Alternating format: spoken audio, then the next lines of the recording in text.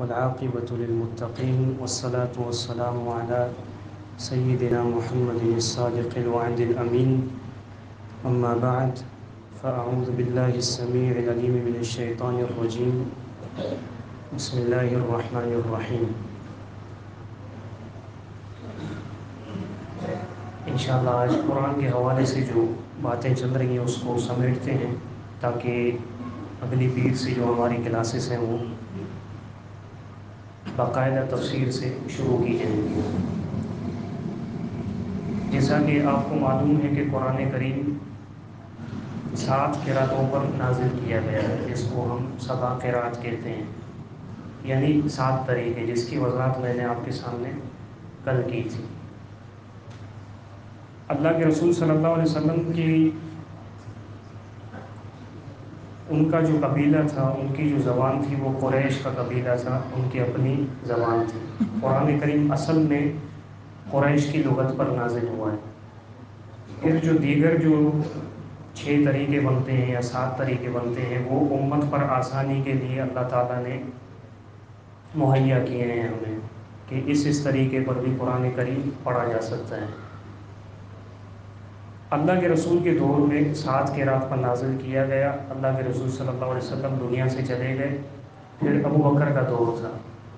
اب ابو بکر نے جو قرآن کریم جمع کیا تھا اس میں کسی ایک قرأت کا انتخاب نہیں تھا، بلکہ 7 قرأت اس میں شامل تھی.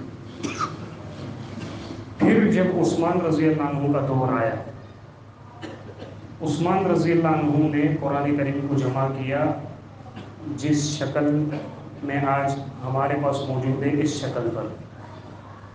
اب کیا وجہ تھی اور قرآن کریم کس طریقے پر جمع کیا اور ابو بکر اور عثمان رضی اللہ عنہ کے جمع کرنے میں فرق کیا تھا، موضوع کو سمجھتے ہیں.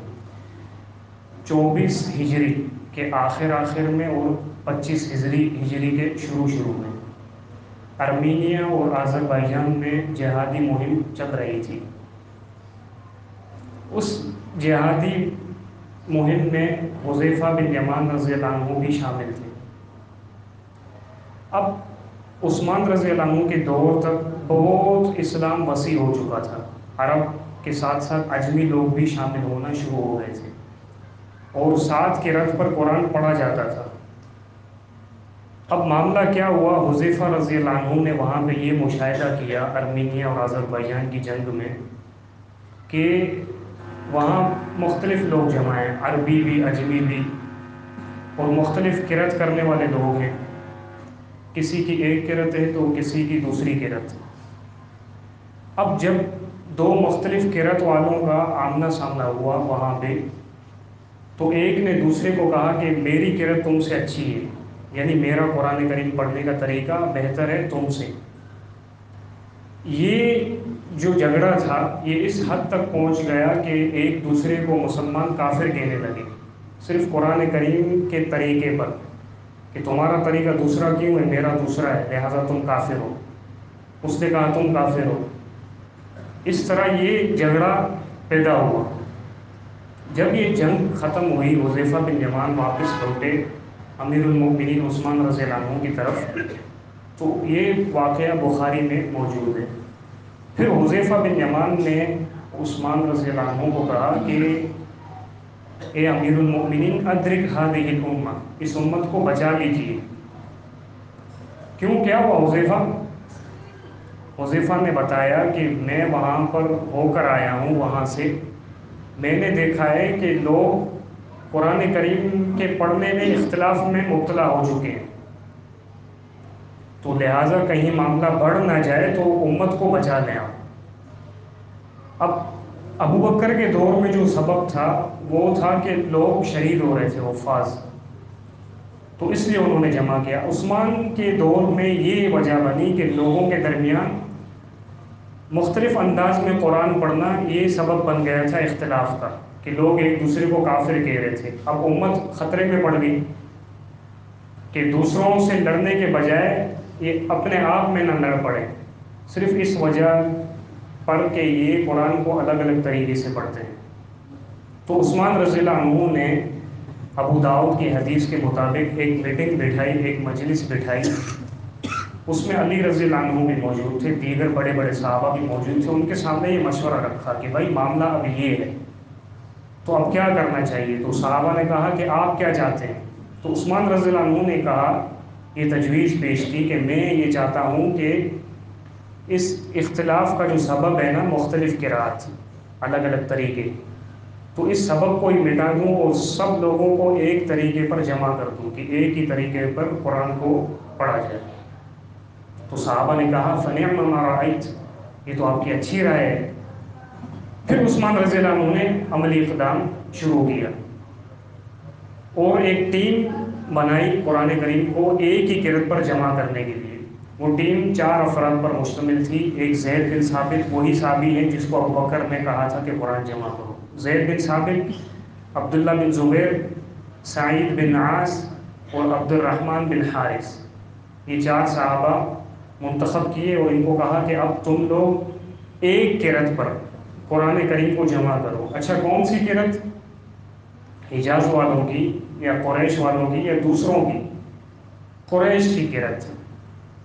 کیوں؟ کیونکہ عثمان رضی اللہ عنہ نے ان کو کہا کہ اب تمہیں قرآن جمع کرنا ہے، کہیں پر تمہارا اختلاف ہو جائے کسی لفظ میں، کسی آیت میں، تو پھر قریش کی جو زبان ہے اس کو ترجیح دینا ہے۔ اگر ایک لفظ ہے وہ قریش کی زبان میں الگ پڑھا جا رہا ہے، دوسری قبیلے کی زبان میں الگ پڑھا جا رہا ہے، تو قریش کی لغت کو ترجیح دینی ہے، کیونکہ فَإِنَّهُ نَزَلَ بِلِسَانِ قُرَيْشٍ، یہ اصل میں قرآن قریش کی لغت پر نازل ہوا ہے۔ پھر ترمذی میں حدیث ہے کہ ایک لفظ آیا قرآن کریم کو جمع کرنے کے دوران، ان 4 صحابہ نے جو جمع کیا، ایک لفظ تھا اس میں اختلاف آ گیا۔ سورہ بقرہ میں لفظ آتا ہے التابوت، زید بن ثابت یہ کہہ رہے تھے کہ یہ لفظ التابوت آخر میں ہا ہے، لیکن 3 جو صحابہ تھے جو قریشی تھے انہوں نے کہا کہ نہیں، یہ التابوت آخر میں تا کے ساتھ ہے۔ تو پھر یہ عثمان رضی اللہ عنہ کے پاس گئے کہ اب آپ فیصلہ کریں ہم کیا کریں۔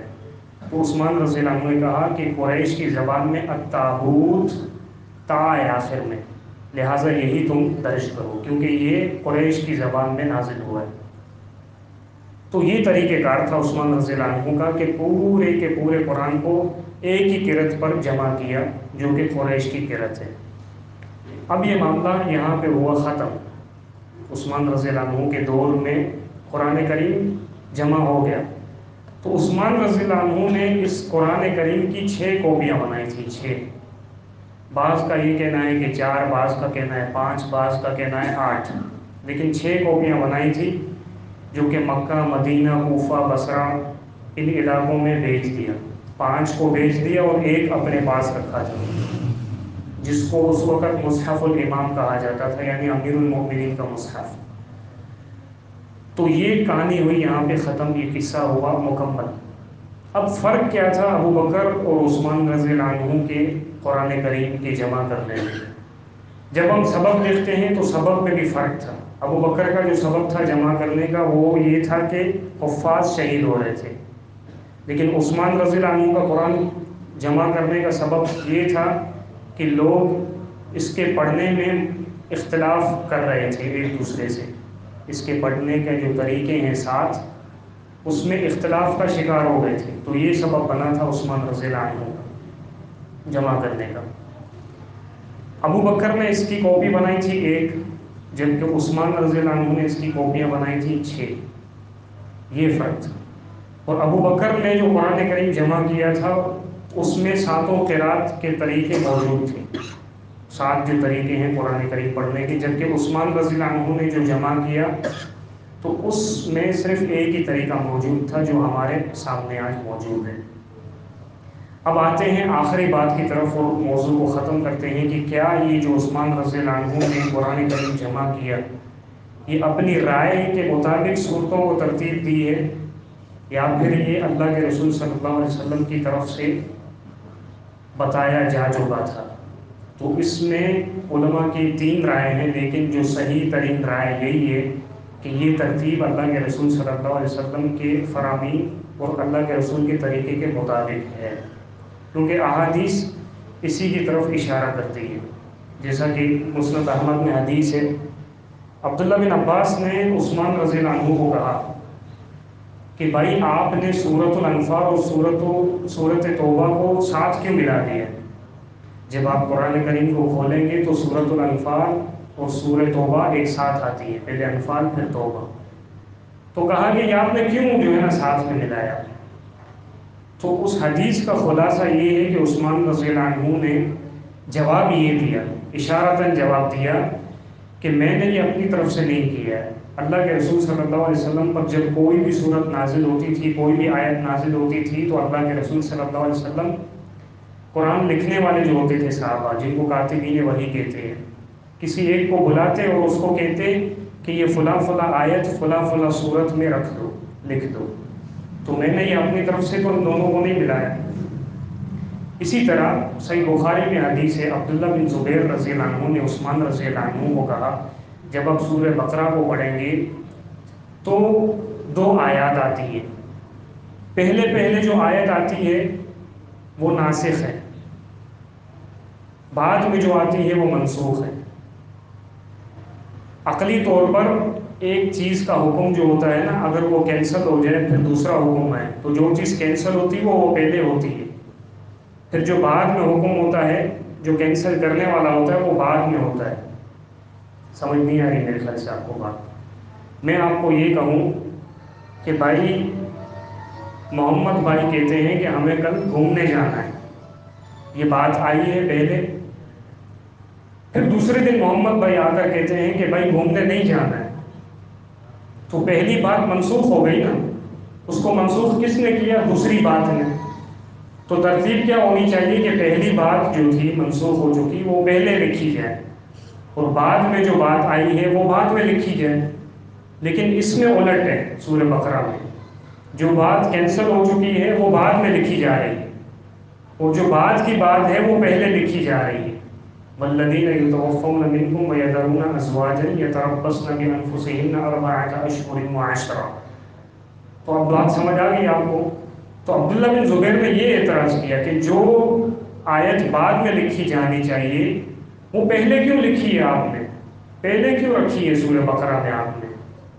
تو عثمان رضی اللہ عنہ نے یہ جواب دیا کہ لا اغیر شیئا منہ من مکانہ، کہ میں اپنی طرف سے کسی چیز کو اس کی جگہ سے نہیں ہٹا سکتا. اس کا مطلب یہ ہوا کہ انہوں نے اپنی طرف سے نہیں رکھی ہے یہ ترتیب، بلکہ ضرور بالضرور رسول اللہ صلی اللہ علیہ وسلم سے انہوں نے سنا ہوگا، تبھی انہوں نے یہ ترتیب رکھی. اسی طرح مسند احمد میں ایک حدیث ہے، عثمان بن ابی العاص صحابی رسول ہیں، وہ اللہ کے رسول صلی اللہ علیہ وسلم کے پاس بیٹھے ہوئے تھے. وہ دیکھتے ہیں کہ اللہ کے رسول صلی اللہ علیہ وسلم کی آنکھیں اچانک اوپر اٹھتی ہیں، پھر اچانک نیچے اٹھتی ہیں، پھر اچانک اوپر اٹھی، پھر اچانک نیچے اٹھی، نیچے ہوئی. تو پھر اللہ کے رسول صلی اللہ علیہ وسلم نے عثمان بن ابی العاص کو کہا کہ اصل میں میرے پاس ابھی جبریل آئے ایک آیت لے کر، اور مجھے حکم بھی دیا کہ یہ آیت، اس آیت کو فلاں فلاں جگہ فلاں فلاں صورت میں آپ رکھ دیں. اور وہ سورۃ النحل جو 16ویں آیت صورت ہے، 14ویں پارے میں آتی ہے، اس صورت کی آیت ہے جو اللہ کے رسول صلی اللہ علیہ وسلم نے عثمان بن ابی العاص کو کہا کہ ابھی جبریل نے مجھے یہ آیت دی اور کہا کہ اس آیت کو فلاں فلاں جگہ فلاں فلاں صورت میں رکھ دو، وہ سورۃ النحل کی آیت ہے. تو یہ بھی اس بات کی دلیل ہے کہ یہ ترتیب تو اصل میں اللہ کے رسول صلی اللہ علیہ وسلم کی طرف سے تھی، لیکن اللہ کے رسول صلی اللہ علیہ وسلم نے اصل میں اس کو ایک کتابی شکل نہیں دی تھی، اس لیے لوگوں کو یہ اشکال پیدا ہوتا ہے کہ نہیں اللہ کے رسول کے دور میں ایسا کیوں نہیں تھا، کیونکہ اس وقت ضرورت ہی پیش نہیں آئی تھی جمع کرنے کی. تو جب ضرورت جمع کرنے کی نہیں تھی تو پھر ترتیب کہاں سے دی جائے گی؟ تو کہنے کا مقصد یہ ہے کہ اگر ترتیب پر ہم بات کریں گے تو یہ ترتیب اللہ کے رسول صلی اللہ علیہ وسلم کی طرف سے مقرر شدہ ترتیب ہے. تو بات یہاں پہ ختم ہوئی. اب مسئلہ یہ آتا ہے، ایک مسئلہ بیان کر دیں اور بات کو ختم کرتے ہیں، کہ اب جو قرآن کریم لکھا جائے گا، جو بھی شخص قرآن کریم چھاپے گا تو وہ اسی ترتیب پر اس پر چھاپنا واجب ہے.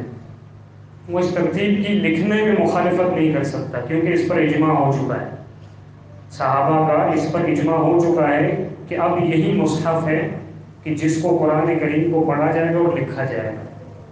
لکھنے میں ہر شخص پر واجب ہے کہ وہ ترتیب سے لکھے گا، البتہ پڑھنے کا جو مسئلہ ہے اس مسئلے میں یہ گنجائش ہے کہ آگے پیچھے صورتوں میں، آیتوں میں نہیں، آیتوں میں بالکل گنجائش نہیں ہے کہ آیتوں کو آگے پیچھے پڑھا جائے۔ مثلا ہم سورہ فاتحہ پڑھتے ہیں، پہلے پڑھتے ہیں الحمدللہ رب العالمین الرحمن الرحیم، تو کسی کو یہ اختیار نہیں ہے کہ وہ اس طرح پڑھے کہ الرحمن الرحیم الحمدللہ رب العالمین، نہیں، آیتوں میں تو ترتیب واجب ہے، البتہ سورتوں کی ترتیب پڑھنے میں اس میں یہ گنجائش موجود ہے کہ آپ جو پہلے سورت لکھی ہوئی ہے سورہ بقرہ، اس سے پہلے آپ سورہ آل عمران پڑھ سکتے ہیں، جو کہ ترتیب میں بعد ہے۔ کیوں؟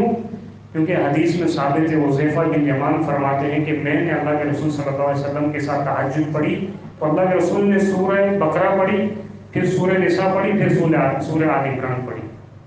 تو پڑھنے میں انسان کو یہ اختیار موجود ہے کہ وہ اس ترتیب سے کچھ آگے پیچھے کر سکتا ہے، البتہ لکھنے میں ہر شخص پر واجب ہے کہ اسی ترتیب پر وہ قرآن کریم کو لکھے گا۔ تو انہی باتوں پر اکتفا کرتے ہیں اس دعا کے ساتھ کہ اللہ تعالی ہمارا تعلق، اصل تعلق قرآن کریم کے ساتھ جو ہے وہ سمجھنے کے بعد عمل کرنا ہے، صرف معلومات حاصل کرنا نہیں ہے۔ معلومات تو اس لیے حاصل کرتے ہیں کہ جس شخص سے ہم محبت کرتے ہیں تو اس کے بارے میں ہمیں پتہ بھی ہونا چاہیے۔ تو اس کتاب سے ہر مسلمان کا دعویٰ محبت ہے، تو اس کو کتاب کے بارے میں اس لیے معلوماتی بیان آپ کے سامنے ہوئے ہیں مختلف نشستوں میں۔ اللہ تعالیٰ سے دعا ہے کہ اللہ تعالیٰ ہمارا اصل تعلق اس کتاب کے ساتھ جوڑ دے اور اس پر عمل کرنے کی بھی توفیق دے، اور ہمیں اس بات کی بھی توفیق دے کہ ہم اس کو سیکھنے کے لیے یہاں پر آئیں۔ تو انشاءاللہ اگلی پیر آنے والی جو ہے باقاعدہ تفسیر کا آغاز کیا جائے گا، اور سورت کا انتخاب جو ہے وہ سورۃ الحجرات ہے، تو انشاءاللہ سورہ حجرات کی تفسیر سے ہم کلاس کی ابتدا کریں گے۔ اللہ تعالیٰ ہمیں عمل کرنے کی توفیق عطا فرمائے۔ وآخر دعوانا ان الحمد للہ رب العالمین۔ اس ویڈیو کو زیادہ سے زیادہ شیئر کیجیے اور ہمارے چینل سبحانی مسجد لیاری کو سبسکرائب کیجیے اور صدقہ جاریہ کے مستحق بنیے۔ جزاکم اللہ خیرا کثیرا فی الدنیا والآخرہ۔